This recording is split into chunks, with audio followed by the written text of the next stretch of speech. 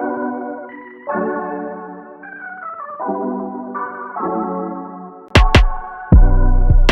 everyone, welcome to another episode of Creative Belief. This podcast is a curated collection of conversations with creatives who believe that creativity can change the world. My name is Alex. I get to be one of the co-hosts on the show, and I'm here with my buddy and my business partner, Josh. Josh, how are you doing today, man?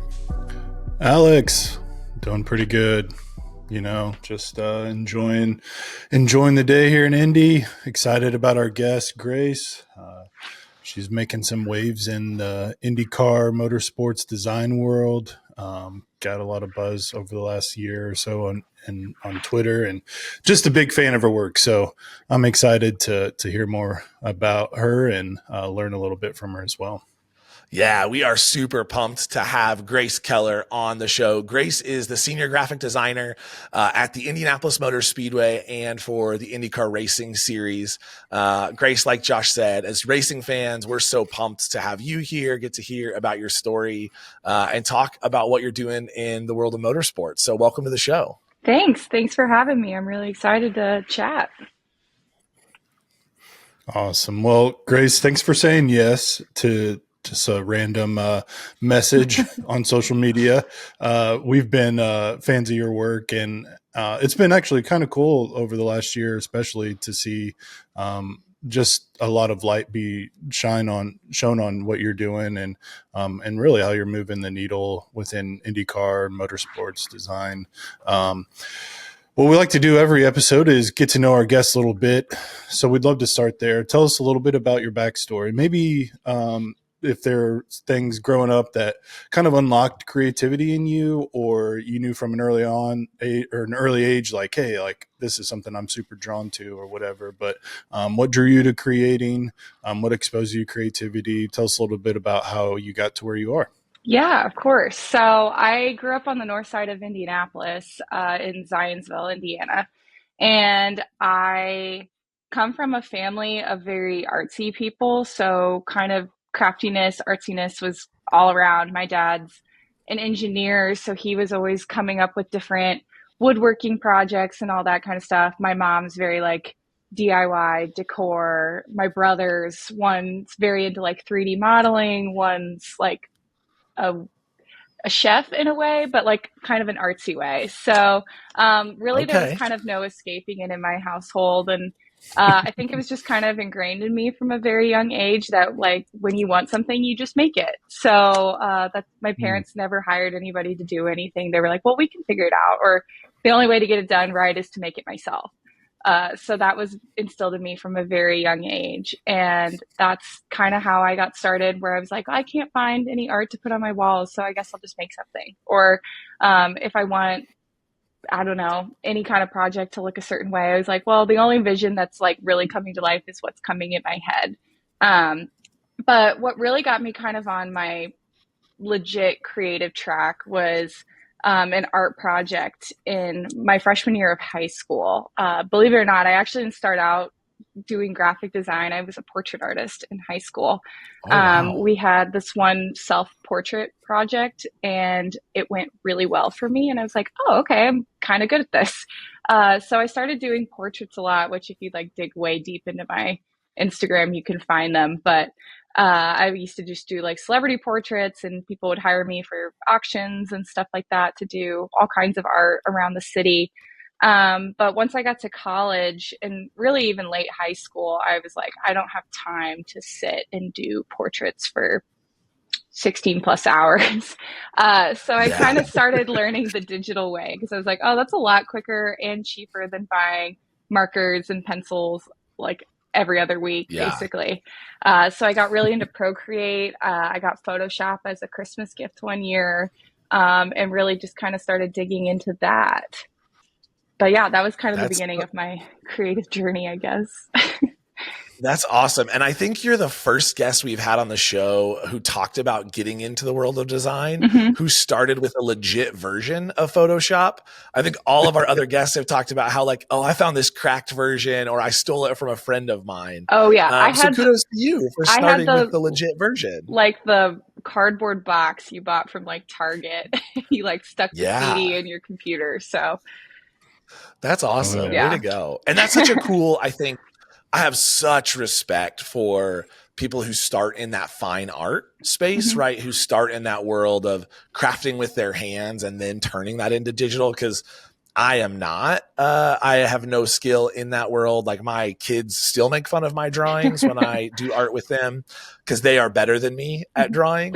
And so I think that's just such a cool like way to get started and then learn and lean into that digital space. Yeah. So what took you into the world of motorsports, right? Like you go from portraits to learning graphic design to being the senior designer at one of the most incredible and storied racetracks in the world and one of, I mean, I think the premier motorsport series in the world. How did you go from those kind of two ends of the spectrum? Yeah, so I have always been into the design world, like the entertainment side of the design world. I went to Indiana University, and while I was there, I worked for their athletic program for 2.5 years, which I loved. And I fell in love with this sector of design, essentially. But after college, I graduated in the tumultuous 2020, where Yeah. design jobs were few and far between, especially in sports. I had a job offer, which with a school I will not name, but come like April of 2020, they were like, well, we don't know if we're going to have sports next year. We don't know what's going on, so we can't Yeah. really start paying you. And I already had like an apartment and everything out there. And I was kind of devastated about it because I really looked forward to working in sports. And so I was kind of like, well, I guess I maybe need to go into agency work, which I had an internship in an agency and I didn't love it. Granted, it wasn't in an entertainment type of agency. It was more Yeah. eco-friendly, that kind of stuff. And so growing up, though, my mom grew up right down the street from the track. And my dad actually tried his hand at racing. He lived in France for a couple of years, did not make it far. But I grew up Okay. around the 500, going every year with my family. It was just big in our family. But I had never really watched more than just the Indy 500, to be completely honest. And so when I was kind of browsing around for jobs that summer, I came across the Indianapolis Motor Speedway job listing. And I kind of told my mom about it, and she's like, "Oh, you should go for it. Like you know more about racing than a lot of like girls your age, and like they might really like that and have kind of a new perspective on design in that world." So I applied and I didn't hear back for like 2 months. And so I was like, well, I guess I didn't make it. And just to find out, it was just COVID, stringing people along kind of deal. And I remember my very first Yeah. interview, I was just like, this is too perfect. If I don't get it, I don't deserve any job, that kind of thing. Which I actually ended up, we had a couple more interviews and I finally get hired that November of 2020. And to like the most perfect team that I could have asked for a very first team coming out of college. And I really enjoyed getting to be a little bit of the fresh eyes on that team because a lot of them had worked there for 5, 10+ years. My boss has been there for 22 years, I think, which is like I was an infant, but she's been a great mentor to me. But I feel like I really got to bring the perspective of what I learned from working in Indiana University and making a ton of connections with sports designers and just what I had learned about the sports design community, taking that to racing because at the time the IndyCar branding, we had completely used agency work that was very like plug and chug, just get the work out, which now we've invested in way more resources and way more people to try to like take it to another level, which over my 4 years there, I've seen drastically. Like whenever we have a new person, I'm like, you don't know what it was like when I started here. So it's been really fun to be a part of that change. And now we have Fox on board, which has brought even more awesome design work and opportunities, to be honest, with just the money flowing through the sport now, finally. Yeah. Yeah. Yeah, I think that's awesome. I think as longtime fans, it has been incredible to see that design elevation and like you said, kind of that transition to getting away from plug and chug and really creating art that resonates with the series, but also resonates with fans. Yeah. Right. You are in a really interesting seat where you're designing and creating things for fans that have been around the 500 and been around the IndyCar series for their whole life. Right. My dad, in 2020, my dad went to his 50th carb day. Mm-hmm. He's been around the world of racing for that long. And then you've got new young fans that are in their teens and early 20s who are just getting exposed to the sport. And so you're designing for all of those and bringing in this new fandom and fanhood. And that's a task and a feat in itself. Yeah. And especially like you said, with going for 50 years, we have very particular fans that you have to like learn how to lean into bringing in new young fans, as well as satisfying the people who have gone their whole life, which can be tricky for sure. Yeah, absolutely. I think one of the things you have posted that I think did such an incredible job of that last season was the poster collection that you had worked on for each of the individual races, right? It was this ability to kind of bring in all these nostalgic moments and elements from these races, but also be like very design forward and very kind of pushing the envelope of design from what you might see in a typical racing series, what you might see in F1 or NASCAR and in other spaces. And I think that was an incredible project. I think what we saw online was the reception was really well received by a variety of fans. And I think that's super cool that you were able to kind of lead the charge and work on that. Yeah, that's been by far my favorite project that I've worked on since being here. Kind of what I was saying earlier, like going from fine arts to like strictly design or like graphic design. I kind of forwent a lot of my technical abilities for a lot of years because I was like, it's just so much quicker to just do a graphic with a photo in it and just throw it together and put it out there. But I think what that project really taught me is that putting the love and putting the technical abilities, like the reception pays off. It was kind of like I was saying, like a lot of older fans and younger fans don't agree on what they like. And that was kind of one of our first things that we, like a big project that we put out that really didn't have a ton of negative feedback, which was really great to see from both ends of the fan spectrum for sure. Yeah, that's so cool. And I think you hit it out of the park with that. It's like, it's such a element of like that fine art that can really be so technical, so traditional, so nostalgic a little bit. And but the way that you still do that in a way that still hits the younger audience, because I think there's something to be said about just creating timeless work. And I think that like those elements that you incorporated throughout those posters, it just brings so much of the past and the present and even some aspects of future into the sport. And I think a lot of people really connect with those. And with that, like you've kind of feel like you've touched on it a little bit here and there, but we're interested to know a little bit about what your creative process is like, and if it's easier for you to like break it down, like in this sort of project or into, you know, however you want to process that. But like, what's that like for you, especially when it comes to being a part of a track and a series that has been like well established for a while, right? And like you said, has fans from, you know, that have been a part of it for 50 plus years, and now fans that are like trying to experience it for the first time. Take us through a little bit about of how you process through that creatively and what that looks like. Yeah. So I think the first thing that this is what I do just all the time, and I'll kind of touch on this a little later too, is I am constantly consuming content. I feel like I was talking with someone just recently, like, what's your top social media? I'm like, Pinterest. If I'm not doing anything, I'm on Pinterest. And It's just Alex like, too. yeah, like I just like want to just scroll, and I'm scrolling so fast. They're like, how are you even looking at this? And I'm like, well, it's just like when you do it so much, like I'm just like clocking like elements in things and that kind of thing. But then also just kind of looking at the world through a creative lens as well. Noticing like sports design or poster design doesn't have to come from other posters or other sports. It can come from anything. It can come from restaurant menu design. It can come from just a pamphlet you saw. It can come from graffiti on a wall, that kind of thing. So I feel like once I kind of started consuming the world through that way, I've really released the creative block I used to always have. And because Mm.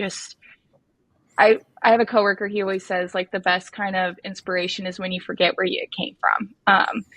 Mm. So I always kind of think of it like that. And I'm like, okay, what would be the best solution to this? And because I just have so much floating in my brain all the time of things I've seen or saved, I try to like think of that and like what's the first thing that comes to mind so I don't overthink it. I'm like, what feels like the best creative solution to this problem that first comes to mind? And then I kind of start to play with that. Um, Especially for these track posters, though, I have a lot of coworkers that are from the locations that are there, and I will always do research of like what kind of style of design feels like fits with the city. Like for example, I'm getting ready to start on our one for Thermal, and Thermal is out in Palm Springs. So I've been playing with a lot of like mid-century type design and like looking at a lot of that for inspiration. And then I'm a person like the longest part of my creative process is coming up with the idea and like figuring it out. And I kind of a lot of my I have a new intern right now and he's always like, okay, so like what do I do next? What do I do next? And I'm like, I the way I design is so just throw things on an artboard and start just playing with things and dragging it around, trying different blending modes until it starts to look like the vision in my head. And but once I finally kind of get on a roll where I'm like, okay, I see the end result like in my brain or it's like kind of coming together, then I can just like crank it out real fast. So the Yeah, whole there's that. Yeah. yeah. I Oh, would go say ahead. there's that moment of like where it just clicks and it Yes. all just kind of comes together and it's like, all right, I can have spent days compiling the ideas and then all of a sudden it just happens and you can just then start cranking it out and bringing the thing to life. I totally Yeah. resonate with that. Like the design style and the like colors that all comes naturally to me, but the layout, that's what I gotta like play with for like a while until I'm like, okay, this is it. Yeah, for sure. Yeah, And and I love nope. what you were saying there at the beginning was like this kind of this like attitude or this posture of like being a constant sponge to Hmm. everything that's around you. I remember seeing a post or a video or something about like how creatives are typically paid like hourly or by project, but in reality, like we've already done so much work like by just soaking in things and taking in all of these things prior to probably even meeting this client that like the hours spent in a project goes beyond like way more than the scope of like what you're actually probably billing or like or you know like what you're writing down. And it's such an important thing. And I think as creatives like we oftentimes look at the world maybe a little differently, or we can kind of pick up and be in tune a little bit with some things here and there that maybe others aren't necessarily seeing. Hmm. And those are all like super important for us to continue to digest. And I love what you said about your coworkers saying like, you know, forget where you came from or whatever, because like so often I catch myself like defaulting back to my comfort, even like not even in just design, but like just in life in general sometimes. And I'm like, man, I have so much more growth. I have so much more opportunity ahead of me. And sometimes those things are foundational and good, like with the places that we came from or the things that we learned early on, like there's foundational pieces and elements there, but oftentimes we can allow them to maybe break through on something or to grow our perspective or you know to just really push the project forward.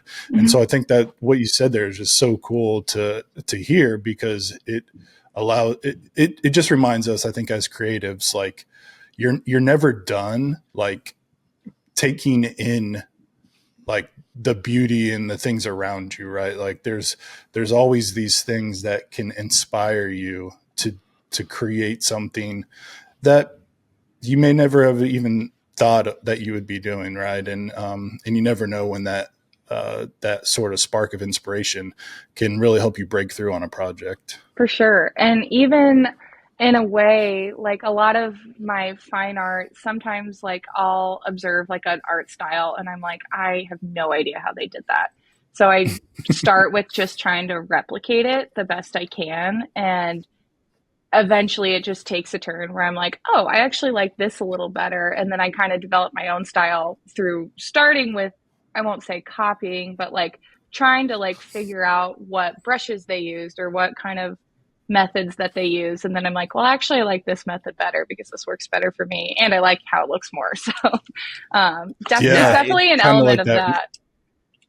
Yeah, like that Yeah. reverse engineering sort of thing. I Yes. remember like that's kind of how I more or less was a little more self-taught with like design and stuff. Like, and so I remember I always wanted like Photoshop files, like the PSDs, and I would open them up from people, and then I would just like start to unpack how they did it all. Right. So it was like kind of just taking what something was already done, and it was just teaching me like different techniques and different ways to do something. And it's super helpful. So I totally get that. Yeah, and I've been on the other side of it now. I have an intern, like I was saying earlier, where he just loves to like learn and he wants to know how to do everything. And I'm like, we have this internship for a couple more months. You're gonna learn eventually. Unfortunately, I'm the type of person because I'm such a like throw things at the wall and hope it sticks. My files are super messy, so I'm the Yeah. person with like 120 layers, all unlabeled. This layer is up here, this one's down here. Same. So many clipping maps. Yeah. And so he wants to dig through my files all the time and see how I did things. I'm like, I don't even know how I did it, to be honest with you. If I have to go in and make an edit afterward, I don't even know where I'm going to find that layer Oh, yeah. because I'm it's just like, somewhere in there and I know. yeah. I'm like circling Yeah, I feel things so and bad like for kind of the like looking through, toggling things off. I feel so bad for the designers that had come after me at some of my past employment places because I'm like, I'm sorry, these artboards and these layers are a disaster, but Yeah. good luck. I feel like Yep. the things with the messiest artboards look the best. So maybe I'm biased, but I do believe that. I would Respect agree. it. I would agree. I think Josh and I have a really strong relationship where he'll deliver the messiest artboard in the world. And then my job is to go and refine it and present it. Yep. And it's a great relationship. Mhm. You have to have that ability to kind of have people who can help take that mess and turn it into the thing the client ultimately sees. Yeah.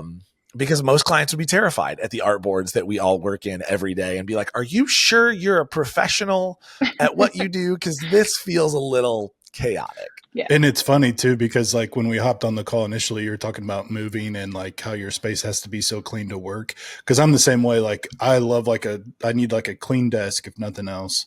But yeah, my artboards and my layers and everything are just a complete disaster.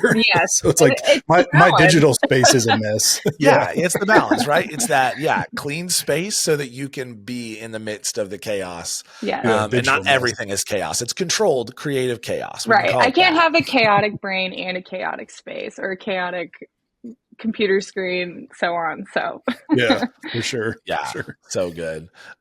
Grace, let's talk about, we love to talk about the idea of creative myths that need Okay. busted.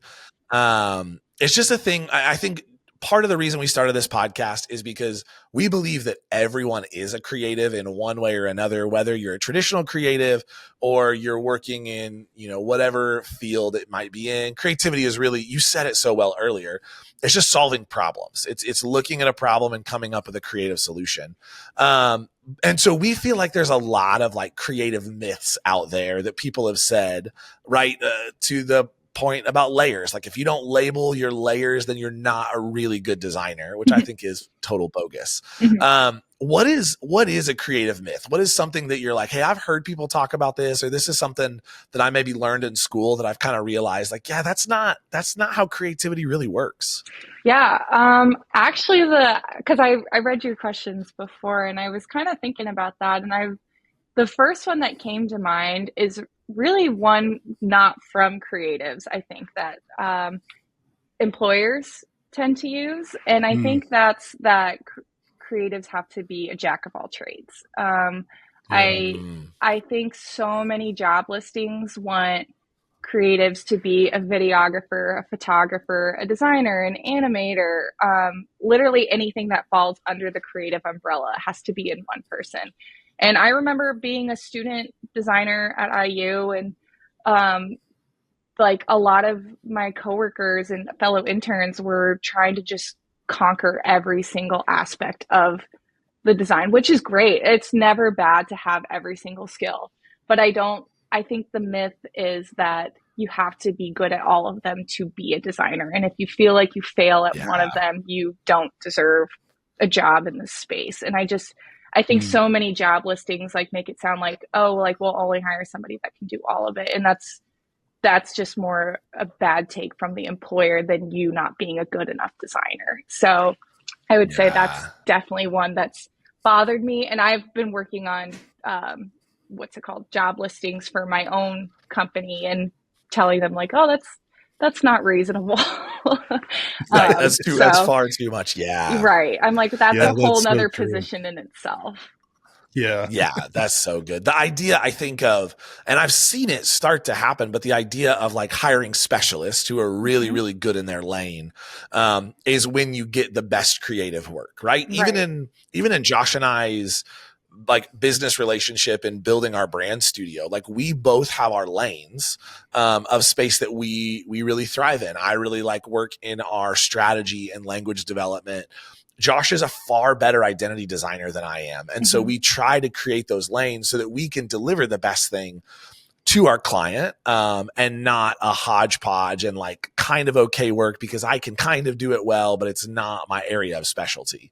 Right. And I think the same is so true with employers who are hiring. If you are an employer who is hiring for a design role, make it a specific design role. And if you need a videographer, if you need a web developer, if you need an animator, hire that person separately or contract that person, right? Bring in the contract support and give your creative team the resources and tools they need. Because otherwise you're just going to drown them. You're like, they're just going to burn out because they're trying to be everything all at once. And they're never going to really get to focus on their craft and the thing that they feel they're really good at. Or you're going to have people who are lying on their resumes because they're like, this is the only way I feel like I can get a job these days is if I am good at everything. And then you kind of just have to fake it till you make it. And I just feel like you should be able to pour your efforts into like what you excel at. And like, I mean, I'll admit, I'm the first one to admit logo design is just not my thing. Like I have a coworker, Ian Bartlett, he does all the Indy 500 and any kind of logo that IMS or IndyCar needs. And he's awesome at it. And anytime a project comes up, they're like, does anyone want to throw their name in the hat? I'm like, I'm good. That's not my thing. I'm more of the campaign and social execution and stuff like that. And so like, that's his thing. And like, that's what we hired him to do. And so we should just like let him excel at that and let me excel at my other thing. So absolutely. And there's so much in what you just said too, of like, you have to know yourself as a creative to be able to know when to put your hand in and say, yeah, I'll do that project. And when to say like, that's not me, that's not my skill set. And not feel like you have to impress people with things that you're not really that good at. Or just turn and burn and waste your efforts on something that you just, it's probably, it never hurts to try. I'll say that, especially when you're a young designer trying to get into the world, like try everything for sure. But like once you kind of understand your skill set, like killing yourself over a logo, it's just not worth it. Yeah, for sure. Yeah. Cause when you're in a place that you're having to do so many different things, even if you're somewhat decent at all those things, like more than likely the quality of your work is not where it could be, right? Because like you're just constantly in this place of I got to crank this out and now I got to jump to a video edit, or now I got to do some audio stuff, and it's just like this massive. What is it? When you're doing so many things, it's like this. The shallowness of like you can't really produce deep like personal stuff necessarily because you're just trying to really just meet deadlines a lot of Right. times and get things out the door. And so Right. that's where it is so important to understand your gifts, to understand what you can execute well, and to hopefully have the trust within, like, I love what you were saying, like you're able to speak into those job descriptions, because as creatives, I think like some of us have entered the world in a corporate setting or whatever it might be. And a lot of it has been kind of newer for the corporate world to write job descriptions, right? So I think in some ways they didn't know what they didn't know. And so it's like, well, if I know somebody that can make a logo, I'm sure that they can also produce a 5-minute video for me as well. So we're just going to ask for everything. And so it's so great to know, like, hey, like we as creatives can also speak into that and educate and help our employers and help other people understand, like there's things that you can ask, there's things that you probably should maybe ask for another position. So Yeah. that's huge to have that trust. Yeah, for sure. And I Uh, just feel like with the boom of like all social media, it's just like every company they want to be on every trend now. And so, yeah. but then they only budget for one person to be able to do that. And when you want to stay on trend, and that's something we always talk about too within our team, is that if you want to be the best of the best, you have to invest in the best. Like you can't invest in just one person to be the best at everything. You have to invest in people to specialize in everything. And like, that's how you make good content, and that's how you stay on trends. You can't do that with a small team that you're not willing to put anything into. You can't get a lot from a little. Yeah, absolutely. And I bet like in the entertainment industry, especially, it just is continuously advancing and growing. And like, I mean, things are just constantly changing. So to even stay on top of a lot of that is like, got to be such a challenging thing, especially when, you might not feel like you have the staffing for that, but, which kind of leads us to, a little bit to, where do you see creativity heading in the next 5 years? We've had kind of just a lot of answers to this around like AI and stuff, but we're curious to see what you think. And if you want to answer this like specifically within motorsports, which is where you work, or just in general, that's completely fine as well. But love to hear what your thoughts on that. Yeah. So I think where creativity is probably going in the next couple of years is that I don't think there's going to be as rigid of sectors of types of design. I think so much is starting to cross over and to bleed into one another. Kind of what I was saying of like taking inspiration from things that aren't sports design are coming into sports design. Like I love all the uses of like Helvetica and the cursive and that kind of thing in sports design, which you would have never seen 10 years ago. 10 years ago is all sans serif slanted fonts. Yep. And Love that. Yeah. yeah, just feeling fast and sporty. And I love this ability to kind of pull things in now that don't match and or don't traditionally feel like they feel like the design you're doing. And I feel like that's opened so many doors for all kinds of new types of design and new looks that I've never seen before, kind of integrating the soft with the rugged, and that contrast I feel like has just really been putting out some really beautiful designs. And I really hope that keeps up in the next couple years, because I've definitely had a lot of fun playing with it. I do think that the ability to work in more technical type art, I love doing that, and I hope that sticks around. Well, whether it's a trend or not, I hope to keep it around. But so I've had a lot of fun with that, because anyone can kind of replicate stuff with photos, but once you have a developed art style, I feel like that creates like the most unique piece that you can come up with. So yeah, I would say those are my two ones that I really hope to keep seeing and see people playing with and developing on for sure. Yeah, I love awesome. that. And it's like this era of like rebel creatives or something. Like you're breaking these traditional rules and it's working, right? Like I think that you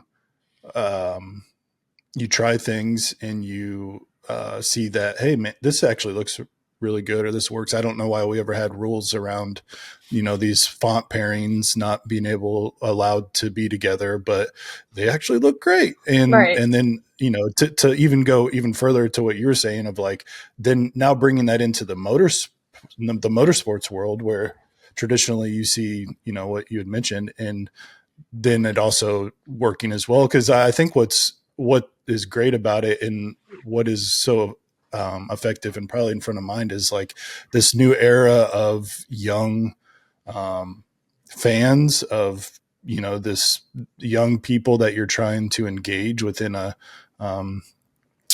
in a sport. And so I think that those things are huge, right? Like you're showing them, we can bring in really cool and trendy ideas that you're seeing out in your spaces of the world into our motorsports lane. And it kind of creates that, I think, a little bit of comfort for somebody that might be new to that space, right? Like this looks a little familiar. I'm not so like turned off by it because I'm not understanding it, or I'm not emotionally connecting to it because I've felt some of these things before, and it allows me to really like embrace that a little bit. Yeah, and especially in motorsports for sure. I feel like some of the motorsports world is still a little like in its time. Like it still kind Yeah. of does those like flashy big graphics that you would have seen 10, 15 years ago. And so, I mean, I'll say this is one thing that I think F1 really did great, like being the first series to do, is to bring that sleekness and make racing feel premium. And so I started a little after like all the Drive to Survive stuff, and F1 like really popped off again.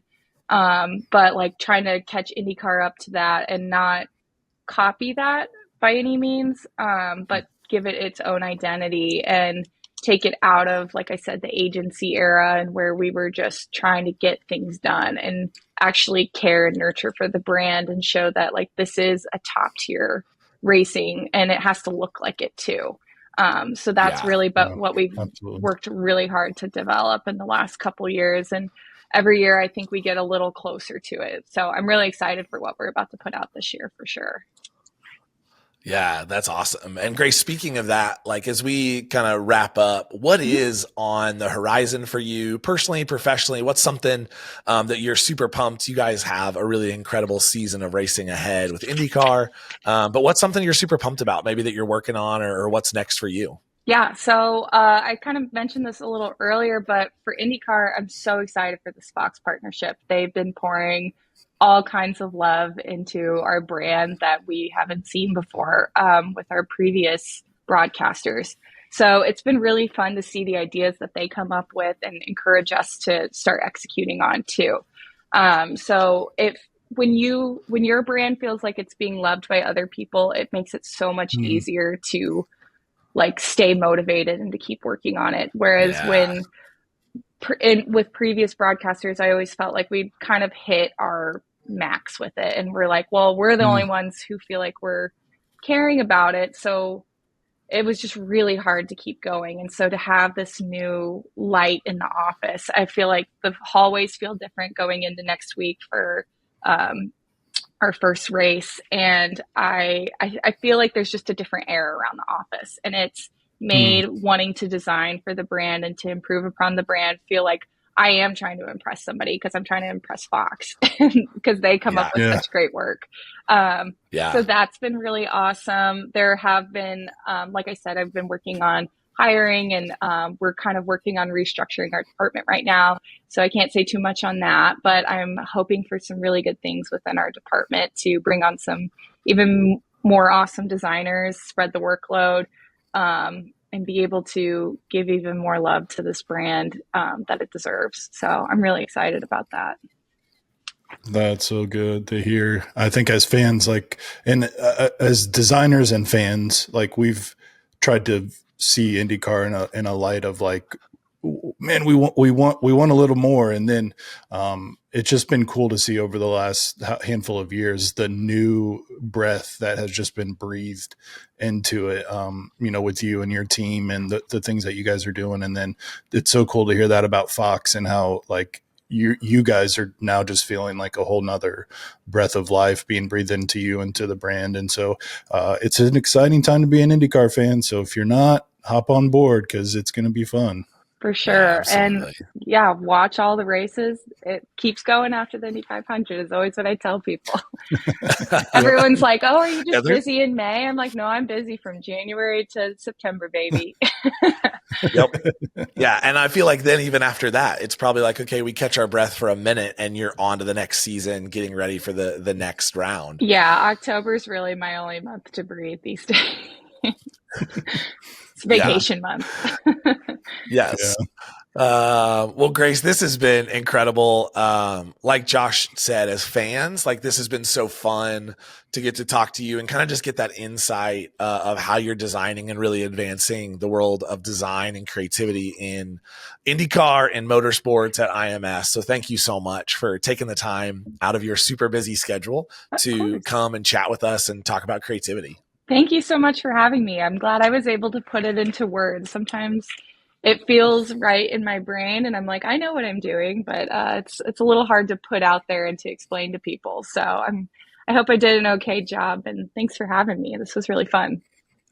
You did an incredible job. And I think people are going to learn a ton from your process and getting to see your work. So we're super pumped about that. Yeah. And we will be sure to link to all of Grace's social ways you can connect with her. So you can follow along with her design journey, the incredible things her and the team at IndyCar and IMS are doing. And we want to say thank you for joining us on another episode of Creative Belief. We hope that this podcast has been a reminder that you were made to create incredible things that can make the world a better place. So go create something today that makes the world better. And we'd love to have you subscribe to the show. You can follow us on Apple Podcasts, Spotify, and YouTube. And you can also follow what our brand design studio is up to on Instagram. That's at Creator Studio. And that's at CRTR Studio. Grace, thanks so much for joining us. And we can't wait to see you at the track, see you around IMS this May, and get to see the work that you crank out this season. Absolutely. Can't wait to.